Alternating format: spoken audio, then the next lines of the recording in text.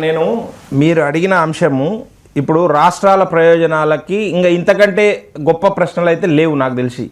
కనీసం ఇప్పటికైనా కళ్ళు తెరిచి ఆలోచన చేసి సమర్థవంతంగా ముందుకు వెళ్ళడం కోసం ప్రయత్నం చేస్తే రాష్ట్ర ప్రయోజనాలు కాపాడిన వాళ్ళు అవుతారు. అధికార పార్టీలో ఉన్న వాళ్ళు, ప్రతిపక్షం వాళ్ళు సహకరిస్తే. కేంద్ర ప్రభుత్వం ఎప్పుడు కూడా సహకరించడానికి సిద్ధంగా ఉంది.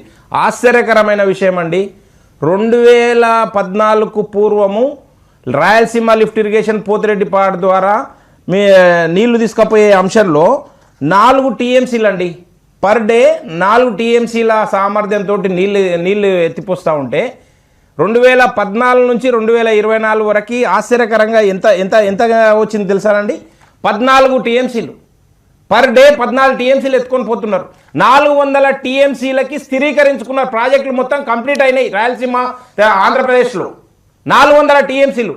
మీరు ఉమ్మడి ఆంధ్రప్రదేశ్లో ఉండి ప్రారంభించిన కల్వకుర్తి లిఫ్ట్ ఇరిగేషన్, నెట్టెంపాడు, భీమా, వీటికి కూడా ఇంకా పూర్తి చేయాలి. అనుమతులు, పరిపాలనా అనుమతులు తెచ్చుకున్నారు కానీ నీటి కేటాయింపులు చేయలేదండి.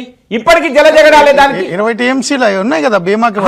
నీటి కేటాయింపులు అఫీషియల్ గా తీసుకోలేదు వీళ్ళు. నీటి కేటాయింపు వీళ్ళు అనుకుంటే కాదు కదండి, ట్రిబ్యునల్ ద్వారా కేటాయింపు జరగాలి. వీళ్ళు మేము ఈ ప్రాజెక్ట్ కింద ఇప్పుడు పాలమూరు రంగారెడ్డి ప్రాజెక్టు ఆశ్చర్యకరమైన విషయం అండి. పాలమూరు రంగారెడ్డి ప్రాజెక్టు ఇప్పటికీ 7.5 టీఎంసీలే వాడుకొని మేము ఆ ప్రాజెక్టును పూర్తి చేస్తామని చెప్పి సుప్రీంకోర్టులో అఫిడవిట్ ఇచ్చొచ్చిర్రు. తాగునీటి అవసరాల కోసమే, కేవలం మేము ఆ ప్రాజెక్టు కడుతున్నది తాగునీటి అవసరాల కోసం, సాగునీటి అవసరాల కోసం కాదని చెప్పి ఎన్జిటిలో కేసేస్తే దానివల్ల మాకు ప్రాజెక్టు ఆలస్యం అవుతుంది అని చెప్పి, తాగునీటి కోసం అయితే మీరు కట్టుకోండి 7.5 టీఎంసీలు అని చెప్పి సుప్రీంకోర్టు ఆర్డర్ ఇచ్చింది. అంశం చెప్పారు. ఎక్కడ కూడా ఈ ప్రభుత్వాలకు మేము అదే చెప్తున్నామండి. ఇన్ని వేల కోట్ల రూపాయలు ఖర్చు పెట్టిండ్రు కదా, 1,30,000 కోట్ల రూపాయలు 2014 తర్వాత ఖర్చు అయినాయి.